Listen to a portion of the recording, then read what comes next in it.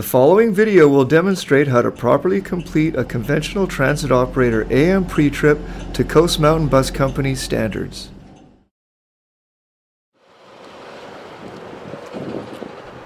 When you arrive at your bus to begin your pre-trip, you must first collect the wheel blocks. Always remember when exiting or working outside the bus to be aware of your surroundings and watch for any passing vehicles.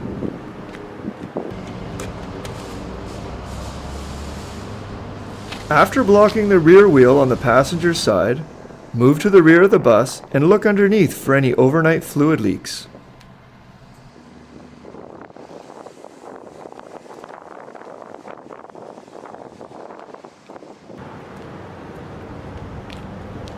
Next, you will start the engine.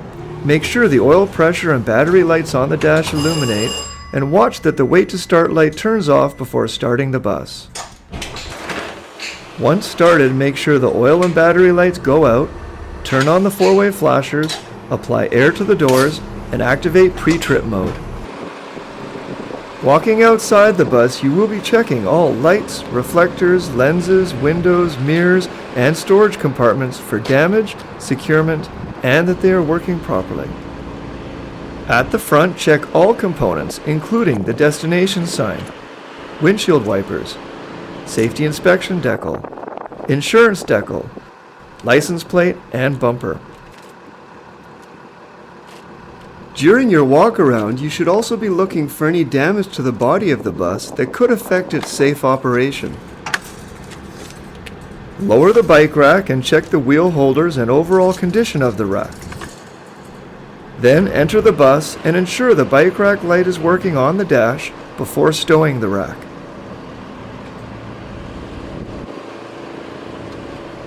At the corner, look down the side of the bus and ensure the emergency exits appear closed.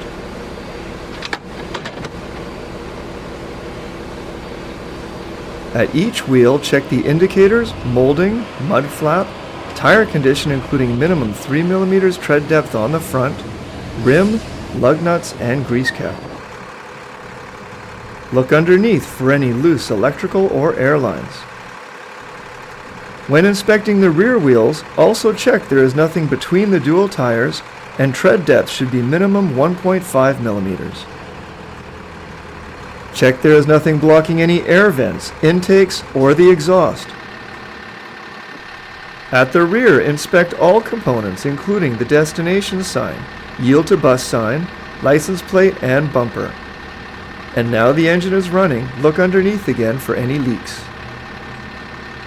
At the corner, look to ensure the emergency exits appear closed and continue to check all lights, reflectors, vents, intakes, and compartments. When checking tire condition, look for proper inflation and even tread wear while making sure there are no bulges, exposed cord, or cuts more than 2.5 centimeters. Check the fuel cap, rear doors, destination sign, and look under the bus.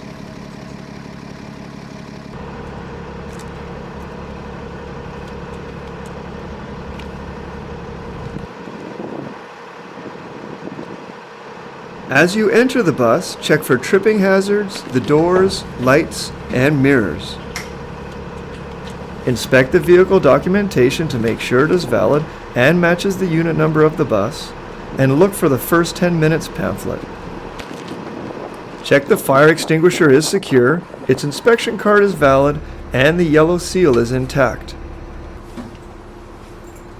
Open the storage compartment and check for a scooter tie-down strap, emergency road triangles, farebox cover, and spill kit. In the passenger area, check the advertising, stanchions, chimes, and onboard cameras. In the priority seating area, make sure the seats stay locked upright and test the wheelchair chimes. Test the wheelchair securement straps and seat belt.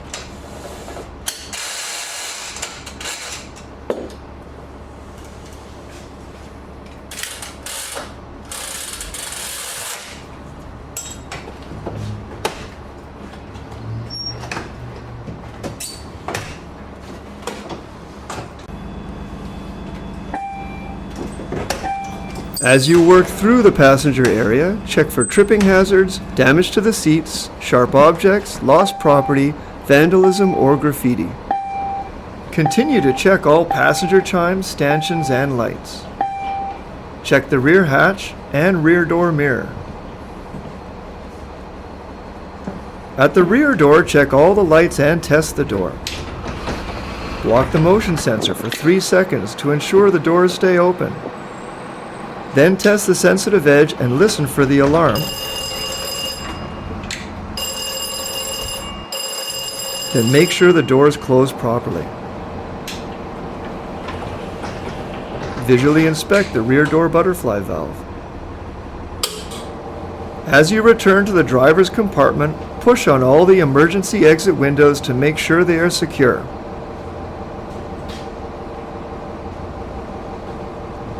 Check the driver's seat, seat belt, and sun visors.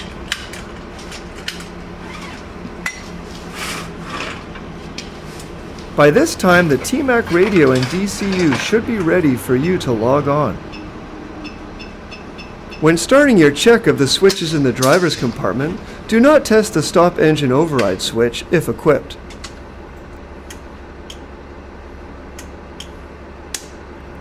Test the emergency door open switch and check that the rear door interlock is applied. Then activate the door master and ensure the rear doors close and the interlock releases. Check the passenger climate controls. Test the door controller.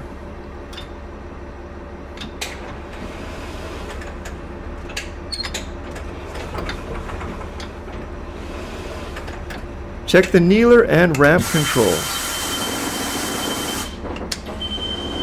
When testing the ramp in the yard, do not deploy it further than 90 degrees. Test the hill holder and check the application gauge to confirm it is working properly. Check the remote mirror controls. Check the four-way hazards on the dash and in your mirrors. Check your turn signals on the dash and in your mirrors.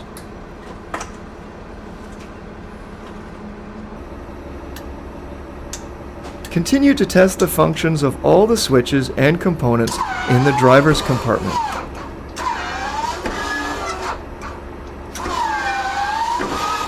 It is your responsibility as a CMBC operator to be familiar with all the controls on the different types of buses in your depot.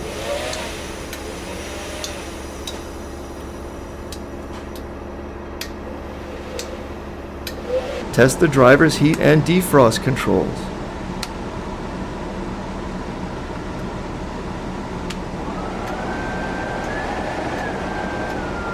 Check the dash light controls. Test the windshield wipers and washer fluid.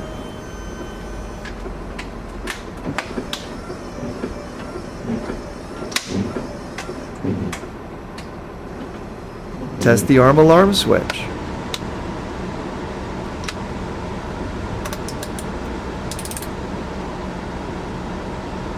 Test the PA system. Check, check. The steering wheel controls and the horn. To begin the air brakes test, make sure the compressor is governor unloaded. Apply 1/3 throttle and ensure the needles on the system air pressure gauges have stopped moving.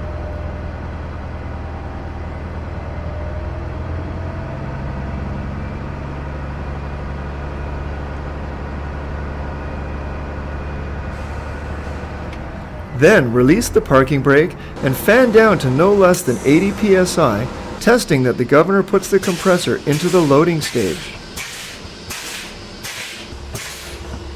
Apply 1/3 throttle until you see the needles moving to confirm this. Continue fanning the brakes and ensure the lower warning system activates both audibly and visually at no less than 60 psi.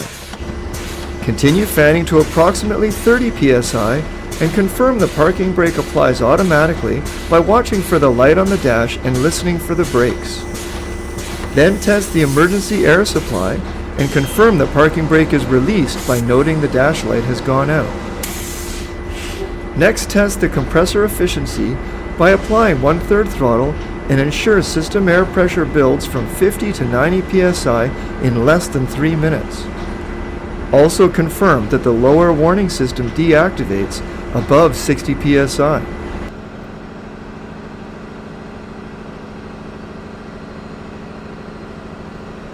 Continue building system air pressure and confirm that the governor places the compressor back into the unloading stage between 105 and 135 psi by watching for the needles to stop moving.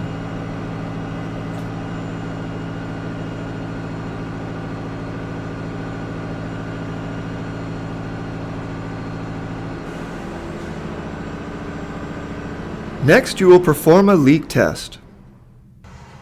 First, turn the engine off. Then release the parking brake and test the parking brake alarm. Then make a full brake application of not less than 90 psi and hold it for 1 minute while watching the system air pressure gauges and listening for leaks. On both 40-foot and 60-foot articulated buses, you can lose no more than 3 psi of air pressure in 1 minute.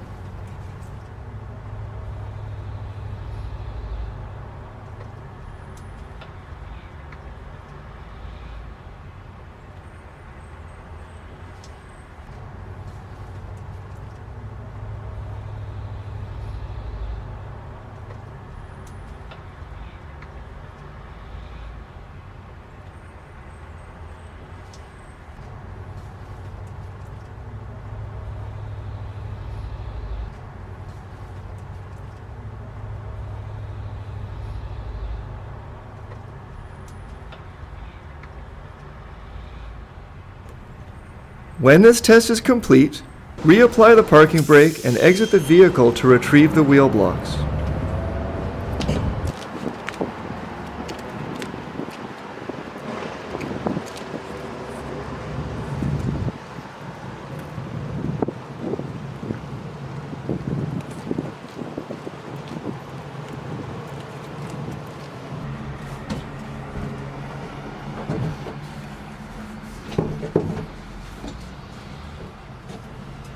Once you have finished setting up your driver's workstation, there are still a few more checks to do before your pre-trip is complete.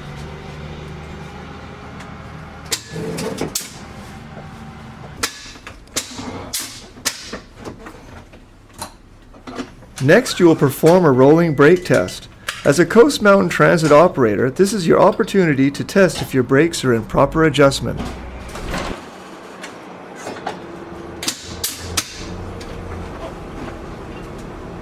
Roll ahead at 5 kilometers an hour and make a service brake application to test for response and any pull to either side. Then roll ahead at 5 kilometers an hour and apply the parking brake to check for response and the condition of the springs. Check to make sure there is no more than 10 centimeters of free play in the steering wheel. Test the fare box by issuing a transfer.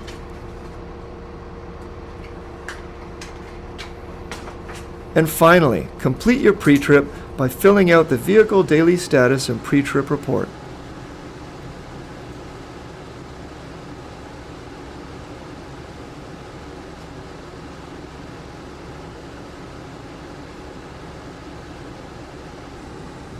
As demonstrated in this video, you should be able to complete your pre-trip in 14 minutes or less.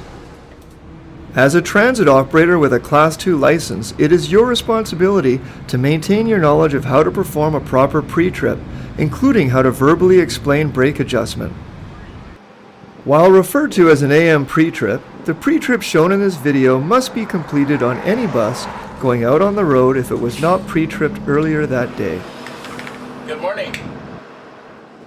If you have any questions about the information shown in this video, please review the training material available online on mycmbc.ca or contact your operations supervisor or the training department.